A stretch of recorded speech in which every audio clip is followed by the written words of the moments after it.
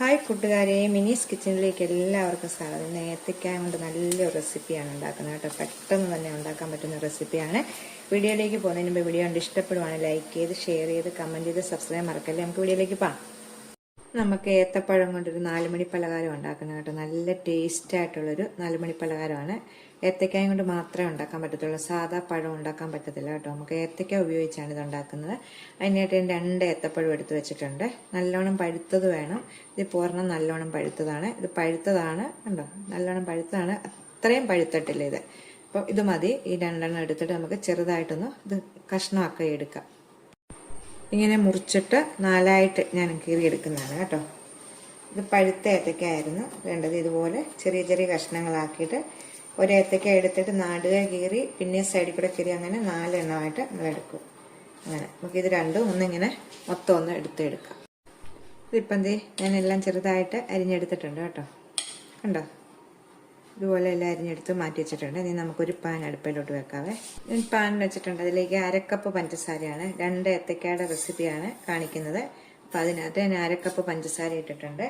ഒരു 1/4 കപ്പിൻ്റെ ഇച്ചിരിയും കൂടെ കൂടി ഒരു തേങ്ങ ഇടാവേ നമുക്ക്. 1/4 കപ്പും 1 ടീസ്പൂണും കൂടി എടുത്തിട്ടുണ്ട് തേങ്ങ ചിരണ്ടിയത്. ഇത് രണ്ടും കൂടി ഒന്ന് നല്ലോണം ഒന്ന് പഞ്ചസാരയെല്ലാം ഒന്ന് അലിഞ്ഞു വരട്ടെ. നല്ലോണം ഒന്ന്. അപ്പം ഞാൻ തീ കത്തിച്ചിട്ടുണ്ട്. പഞ്ചസാര ഒന്ന് നല്ലോണം മീഡിയത്തിൽ വെച്ചാൽ മതി. നല്ലോണം ഒന്ന് ചൂടായി വരട്ടെ. ചൂടായി വരുമ്പോഴത്തേക്ക് പഞ്ചസാരയെല്ലാം നല്ലോണം അലിയുവേ.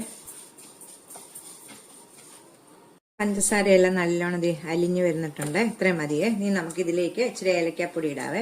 പഞ്ചസാര കാരമൽ പോലെ കളറാവും നമ്മുടെ ഈ തേങ്ങായിലും കേട്ടോ. ഇപ്പോൾ ഇതിലേക്ക് ഒരു 1/4 ടീസ്പൂണ് ഏലക്കാപ്പൊടി ഇടുവാണേ. ഏലക്കാപ്പൊടി അതിൻ്റെ കൂടെ തന്നെ നമ്മൾ നുറുക്കി വെച്ചേക്കുന്ന ഏത്തക്കായും കൂടി ഇടും. ഇത് നല്ലോണം ഈ പഞ്ചസാരയ്ക്കും തേങ്ങയ്ക്കകത്തും കിടന്ന് നല്ലോണം ഇതൊന്ന് വേവിച്ചെടുക്കണേ.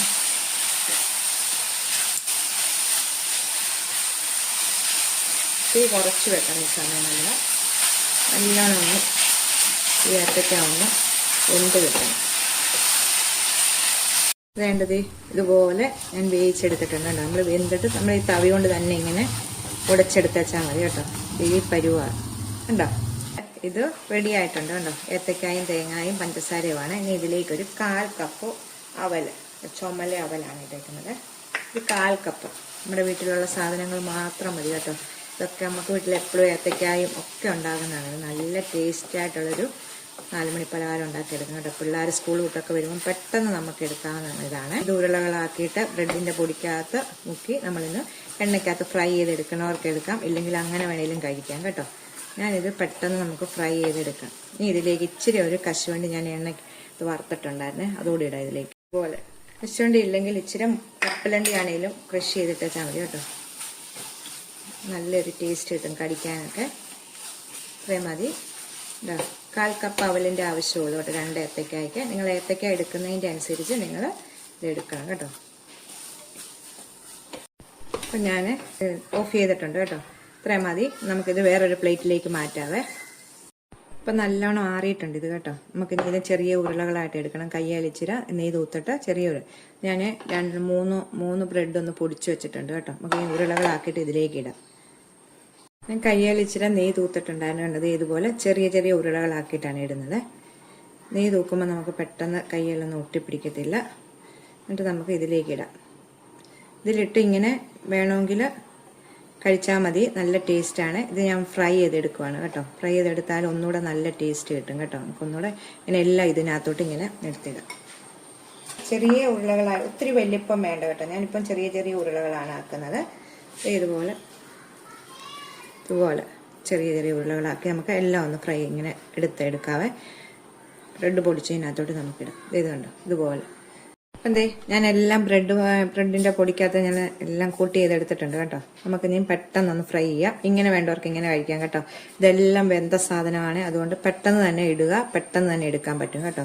ഒത്തിരി നേരം ഒന്നും എണ്ണയ്ക്കകത്തിട്ട് കരിഞ്ഞു പോകല്ലേ. അപ്പം നമുക്ക് പെട്ടെന്ന് തന്നെ എടുക്കാം.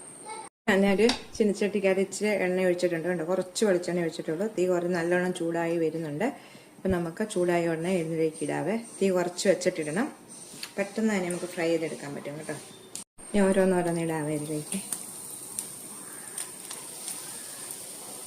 ഇട്ട് നമുക്ക് തിരിച്ചും മറിച്ചും പെട്ടെന്ന് തന്നെ എടുക്കണം കേട്ടോ. നമ്മുടെ ഏത്തയ്ക്ക വെന്തതാണ്. ഇപ്പം പെട്ടെന്ന് തന്നെ നമുക്ക് എടുക്കാൻ പറ്റും കേട്ടോ. ഇപ്പം നമ്മളിത് തിരിച്ചും മറിച്ചും ഇട്ടിട്ടുണ്ട് കേട്ടോ. പെട്ടെന്ന് തന്നെ നമുക്ക് എടുക്കാം. ഇത് റെഡി ആയിട്ടുണ്ട്. നമുക്ക് എടുക്കാവേ.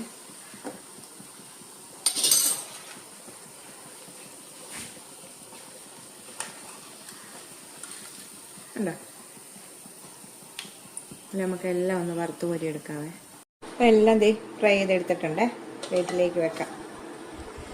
ഉണ്ടോ? ഇതായിട്ടാണ് നമ്മൾ എടുത്തേക്കുന്നത്. ഇനി നമുക്ക് വേണമെങ്കിൽ ഇത് ഈ ബ്രെഡിൻ്റെ ബാക്കി പൊടി വന്നേക്കുന്നില്ലേ, ഇതിലേക്ക് നമുക്ക് ഒന്നുകൂടി ഒന്ന് ചുമ്മാ കൂട്ടിയിട്ട് ഒരു രസത്തിന് കാണാനൊരു ഭംഗിക്ക് വേണ്ടി കേട്ടോ. ഉണ്ടോ? ഇതുപോലെ എടുത്ത് വെക്കാം. ഇഷ്ടമില്ലെങ്കിൽ ഇങ്ങനെ എടുക്കണ്ട കേട്ടോ. ഇതൊക്കെ അവനവൻ്റെ ഇഷ്ടം അനുസരിച്ച്. ഞാനിപ്പോൾ ഇതൊന്ന് ഫോട്ടോയ്ക്ക് വേണ്ടി ഒന്ന് എടുക്കുന്നതാണ് കേട്ടോ. നിങ്ങളിത് മുറിച്ച് കാണിക്കാം.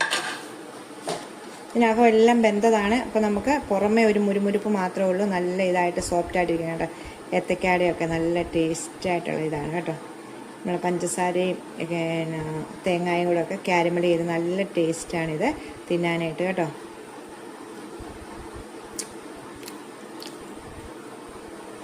പുറമേ നല്ല മുരുമുരുപ്പാണ്. അപ്പം എല്ലാവരും ഒന്ന് ട്രൈ ചെയ്ത് നോക്കണം കേട്ടോ. വീഡിയോ കണ്ട് ഇഷ്ടപ്പെടുവാണ് ലൈക്ക് ചെയ്ത് ഷെയർ ചെയ്ത് കമൻറ്റ് ചെയ്ത് സബ്സ്ക്രൈബ് മറക്കല്ലേ. വീഡിയോ കാണുന്നവർ മുഴുവനായിട്ട് കാണുന്നത്. പുതിയതായിട്ട് ആരെങ്കിലും കാണുവാണെങ്കിൽ സബ്സ്ക്രൈബ് ചെയ്തിട്ട് കാണാൻ ശ്രമിക്കണേ. അടുത്തൊരു വീഡിയോയിൽ കാണാൻ. ടാറ്റാ.